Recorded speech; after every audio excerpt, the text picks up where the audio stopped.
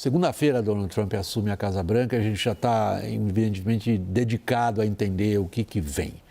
O mundo e os Estados Unidos tiveram, durante esse período, entre o primeiro mandato do Trump e esse que ele inicia agora na segunda-feira, o mundo e os Estados Unidos experimentaram consideráveis modificações. A comunidade internacional toda está, evidentemente, ansiosa e entendendo qual é o tamanho do impacto, sobretudo na diplomacia. Mas confira primeiro a reportagem da nossa correspondente Priscila Yazbek. Donald Trump trata a diplomacia internacional como uma sequência de negociações individuais em que todas as vezes há um vencedor e um perdedor. Essa abordagem ficou conhecida como transacional e representa uma quebra em relação à postura adotada pelos Estados Unidos desde o fim da Segunda Guerra Mundial, quando os americanos consagraram um modelo de diplomacia focado em parcerias de longo prazo baseadas em princípios comuns. No primeiro mandato de Trump, o modelo transacional levou à quebra unilateral do acordo nuclear do Irã e causou uma escalada das tarifas alfandegárias entre os Estados Unidos e a China. Agora, a expectativa é de que a volta do republicano à Casa Branca dê ainda mais fôlego a essa abordagem. Trump prometeu aumentar barreiras alfandegárias contra aliados históricos, como Canadá e México, numa tentativa de reindustrializar os Estados Unidos. E chegou a ameaçar a anexação da Groenlândia, um território autônomo que pertence à Dinamarca. Marco Rubio deve ser o responsável pela condução da política externa de Donald Trump. Ele passou por uma sabatina no Senado americano nesta semana e a expectativa é de que obtenha a maioria entre republicanos e democratas. Uma das principais crises no horizonte é a ameaça chinesa de invadir Taiwan. Os Estados Unidos há décadas apoiam com armas e tecnologia a região autônoma, mas não reconhecem oficialmente a soberania do território. Aos senadores, Rubio defendeu que Pequim só vai estancar o avanço sobre a ilha se ficar claro que a iniciativa custaria caro demais. E não descartou uma ação militar direta dos americanos no Estreito de Taiwan. That unless something dramatic changes, like an equilibrium where they conclude that the costs of intervening in Taiwan are too high, we're going to have to deal with this before the end of this decade. Kelly, são tantos os aspectos que eu realmente confesso é difícil a gente encontrar um denominador comum para essa questão. O que esperar de Trump? A gente tem que perguntar o que esperar de Trump nisto, é uma lista enorme. Eu vou cherry picking, eu vou pegar um aspecto e pedir a você inicialmente que nos dê a sua visão dele. Está claro qual é o foco estratégico em termos de política externa para o Trump? Ou ele está, digamos, disperso entre as várias coisas que ele vem declarando ao longo de meses? Olha, William, eu acho que realmente tem que lembrar o básico, que ele ganhou essa eleição decisivamente por causa dos Is, inflação e imigração. Então, no final das contas, onde o eleitor vai cobrar dele realmente vai ser nessas duas áreas. Mas também foi uma rejeição do status quo e bem como assim, foi refletido no discurso, na testemunha de Marco Rubio esta semana frente ao Congresso, foi essa rejeição assim, dessa ordem global, inclusive Nações Unidas, tudo isso, desde a Segunda Guerra Mundial. Então, eu acho que realmente ele quer mostrar que ele vai fazer a política externa de uma maneira diferente. Eu acho que você vai ver isso no primeiro dia da designação dele, que a gente está esperando que ele deve estar assim, tirando alguns 100 medidas provisórias, presidential decrees, no primeiro dia da administração dele, inclusive com respeito a alguns temas internacionais, inclusive comércio internacional e imigração. Deixa eu ver se eu consigo, por analogia, André, chegar na pergunta. A gente viu gerações de presidentes americanos, sobretudo os democratas, muito engajados naquilo que se configurou, sobretudo depois da queda do Muro de Berlim, como de-escalation, como uma postura de vamos desinflar os problemas. Trump vem com uma outra postura, ao contrário. Mas isso seria deterrence? Seria uma postura oposta à do que foi feito até aqui, no sentido de vou peitar os meus adversários porque esse é o único jeito? Então, William, eu fico muito feliz com esse debate, porque justamente hoje, na minha aula com os meus alunos, estávamos falando justamente sobre isso. Eu acho que o que tá em jogo com a volta do Trump é a tentativa de determinar qual será a ordem do pós-Guerra Fria. Né? Eu acho que, duvido que o Trump pense nesses termos, mas eu acho que o jogo é esse, o pós-Guerra Fria, como será os terms of debate, né? Os termos desse debate. E eu concordo contigo, o Trump vem com uma abordagem muito diferente, em termos históricos, do que nós vimos com o Biden. Discutimos nessa minha aula sobre o Madman Theory, né? Essa teoria de que o presidente dos Estados Unidos imprevisível, meio doido, isso pode ter um efeito produtivo para os interesses dos Estados Unidos no mundo. É uma tendência associada muito ao Richard Nixon, né? Que é essa ideia de que se eu agir de certa maneira meio fora do normal, os nossos rivais não vão saber direito o que eu pretendo fazer. Agora, o problema, potencialmente, com o Trump voltando agora, é que ele já esteve na presidência. Então, eu acho que mesmo ele pensando que ele vai ser imprevisível com esse discurso agora, parece que meio do nada, sobre Groenlândia, Panamá, eu acho que ele corre o risco de ser um pouco já bem entendido, já manjado, assim, pelas potências rivais dos Estados Unidos. Então nós vamos ter que ver. Eu acho que, sem dúvida, ele vai seguir nessa linha imprevisível tal, e caótico e tal, mas resta ver se surtirá o efeito que ele deseja. Não duvido que ele acredita que sim. Embora o Trump seja uma figura muito, como a Kelly falou, muito ligado a assuntos domésticos, imigração e tal, ele claramente também se interessa muito pela sua estatura no mundo. Então, acho que a gente pode esperar, sim, uma inserção global muito proeminente e muito caótica. André, você me suscita algumas memórias interessantíssimas pela tua menção a Richard Nixon, lá dos anos 70. Muitos comentaristas americanos dizem que ele deve estar dando várias voltas no túmulo, porque as pessoas se lembram de Richard Nixon como o presidente empichado teve que renunciar por causa de Watergate. Mas elas se esquecem de dois grandes acontecimentos na época de Nixon. Primeiro, ele tirou os Estados Unidos do padrão ouro e enterrou uma boa parte dos sistemas internacionais multilaterais financeiros. E segundo, ele tirou a China da órbita da União Soviética e abriu um período muito, muito turbulento em termos de modificação da ordem internacional. O que você está esperando em termos de economia de Trump, Thaís? William, hoje foi um dia interessante porque aquele que vai ser o Scott Bessent, que vai ser Bessent, eu não sei a pronúncia do nome dele, mas, enfim, ele vai ser o novo secretário do Tesouro, se ele for aprovado pelo Senado. E que vem do mercado, né? E que vem exatamente, ele vem do mercado. Ninguém podia esperar nada diferente do que ele está 100% com as políticas do Trump. Mas o ponto dele é que ele não é como os outros nomes escolhidos pelo Trump, que são mais radicais, que têm resistências dentro do próprio Partido Republicano. Ele é um cara com bastante credibilidade no mercado, bastante credibilidade, inclusive, no trânsito dele na política americana. Ele nunca foi visto como um cara radicalizado. Ele está sendo encarado como alguém que vai dar racionalidade, inclusive para as maluquices de Donald Trump.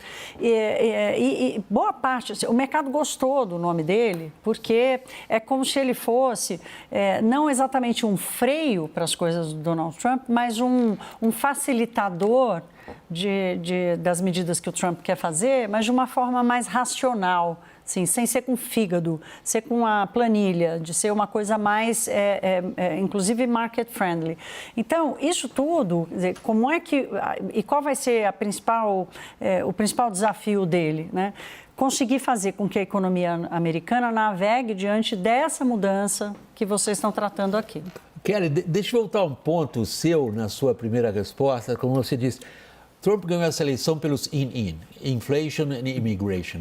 Já na questão da imigração, a gente vê uma tensão pública escancarada entre, por exemplo, Elon Musk e outros da equipe, no caso da imigração. Quanto tempo você acha que o Elon Musk dura no governo do Trump? Sei lá, mas eu acho que essa dinâmica não é só na área de imigração. Eu acho que a dinâmica vai ser muito complicada, porque vemos que tem, falando, por exemplo, da política exterior, tem Marco Rubio que está ali, mas tem um monte de embaixadores especiais para quase toda a área.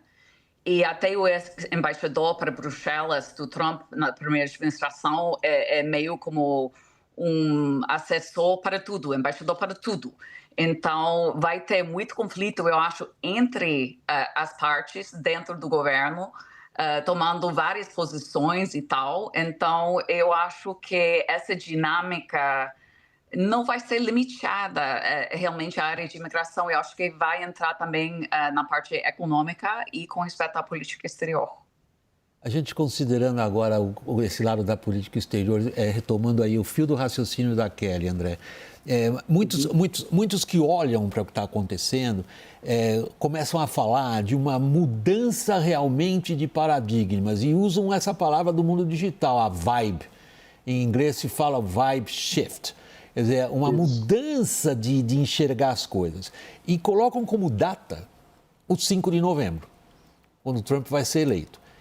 Mas pouca gente tive a capacidade de ver com que rapidez essa vibe shift, essa mudança de paradigmas ia se tornar global. Se a gente olhar para o que aconteceu na Europa, o que aconteceu na Coreia do Sul, e a surpresa, talvez, de Putin e do próprio Zelensky, com as primeiras palavras de Trump a respeito, o que essa transformação está dizendo para você? Justamente, eu acho que é por isso que eu falei um pouco desse pós-Guerra Fria, porque está muito em aberto. Acho que a gente sente isso, né, com essa questão das vibes, né? Você tem razão, a volta do Trump agora me parece estar surtindo menos desespero, menos temor, até mesmo entre os democratas, do que em 2016, por exemplo. E eu acho que o que se aproxima é uma abertura para talvez coisas ruins, né, em termos geopolíticos, mas também talvez umas coisas que vão se sacudindo e abrindo novas possibilidades. Por exemplo, eu escrevi recentemente um artigo na revista Foreign Policy, tentando imaginar como que talvez o Brasil poderia se beneficiar dessas mudanças. Porque na medida que os Estados Unidos se recua do papel pós-Segunda Guerra Mundial, né, de fiador da ordem mundial global, eu acho que Trump vai recuar ou enfraquecer isso. Isso talvez abriria mais espaço para um mundo mais multipolar, que a princípio é uma coisa que o Lula, né, há muito tempo vem articulando, tentando articular. Então eu acho que tem muitas incógnitas, mas o vibe shift é real, sem dúvida alguma. Thaís, isso é uma boa provocação que o André está fazendo para nós, essa postulação teórica dele. Como é que isto se reflete no Brasil do ponto de vista da ordem internacional, geopolítica pura, e do ponto de vista econômico?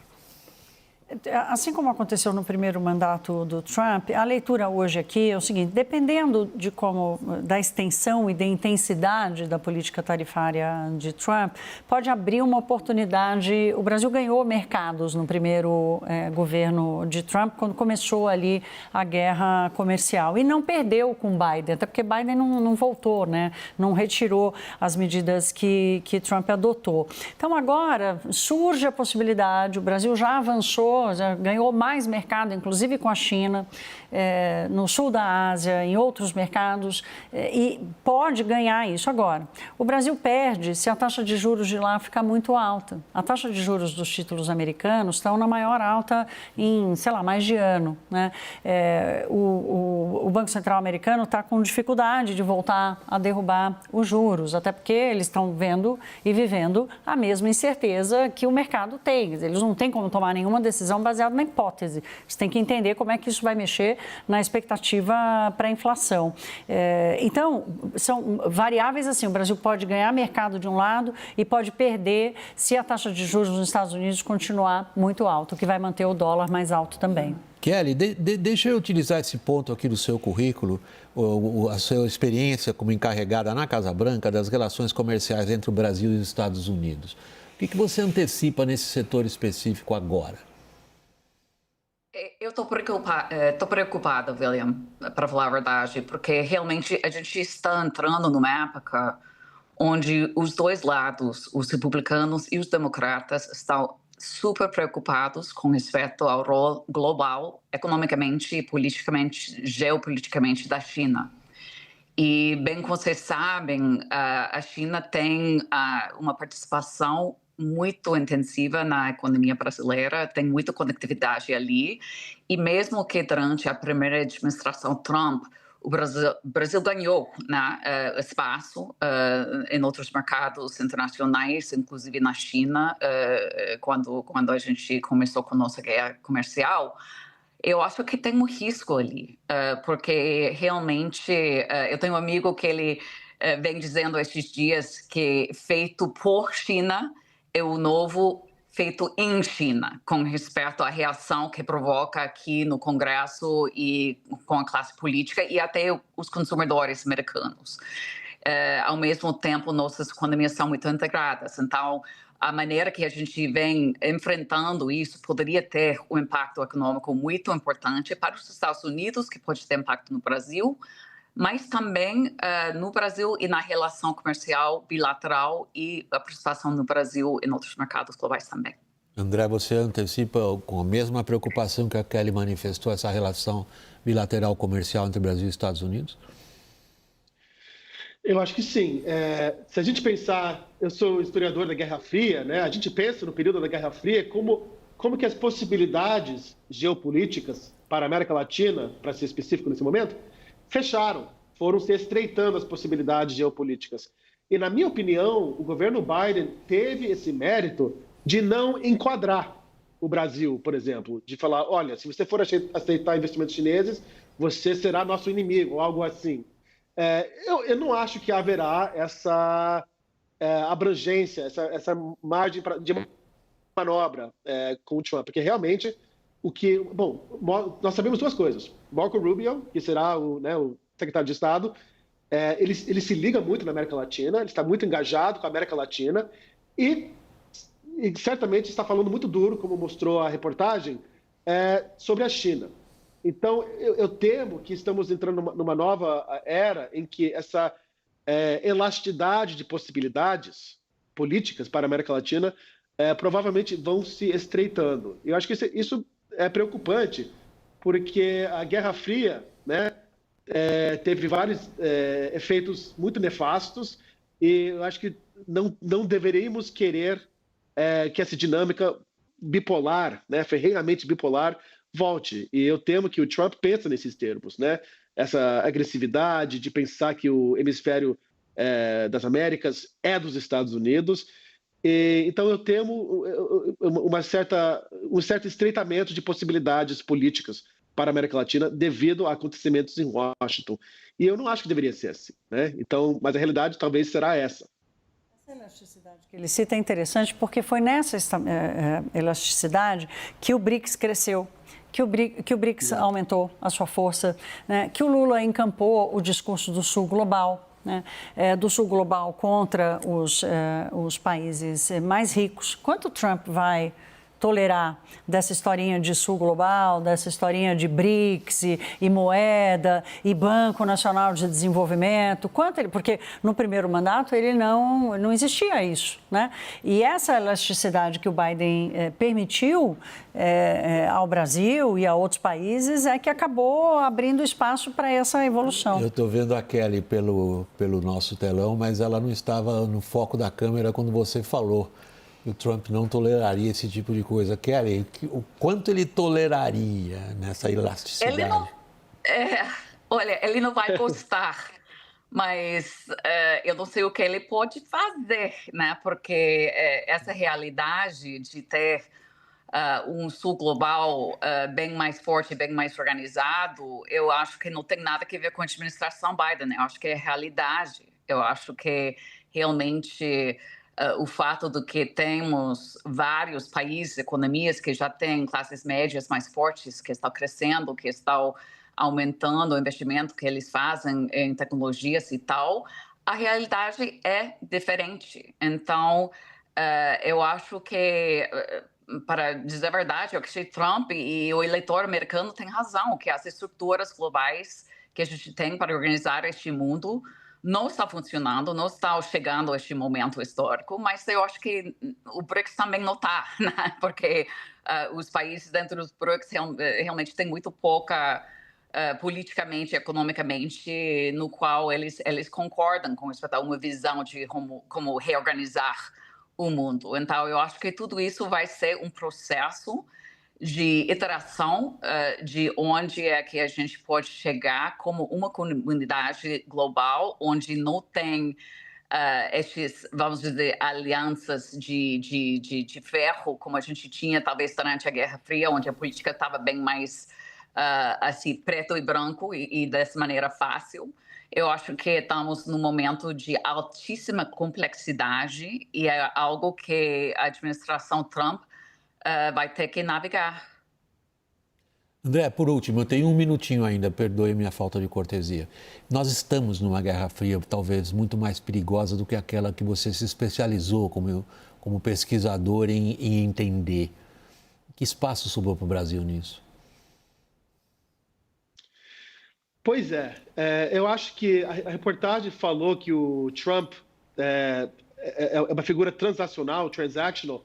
Eu diria também que é disruptivo, né? O seu modo de ser no mundo é disruptivo. Agora, isso talvez pende a concretizar essa nova Guerra Fria de forma mais digamos, incontornável. Eu concordo com aquela, que as dinâmicas são essas. Não é necessariamente que o Biden permitiu isso ou aquilo, mas eu acho que o que nós vemos na reação à volta do Trump é uma tentativa de entender justamente essa questão que você colocou, William. Qual é o nosso espaço? Como de fato que o Trump vai reagir a essas mudanças? Então, eu acho que assim, o Trump talvez ele não consegue barrar o avanço da China na América do Sul, por exemplo, mas ele ainda tem muitas ferramentas para dificultar a vida de governantes. É por isso que eu acho que, nesse artigo que eu mencionei, eu tento imaginar como que seria uma abordagem produtiva para o Brasil com o Trump. Eu acho que se o Lula conseguir navegar essa relação diplomática, ele conseguirá amenizar o dano que ainda é possível o presidente americano fazer aos interesses brasileiros no mundo. A relação do Lula com o Biden não foi assim fantástico, mas houve uma relação bilateral e o Lula, eu acho sempre bom lembrar, eu acho uma frase muito boa, no início desse novo governo, ele foi primeiro para Washington, depois para a China.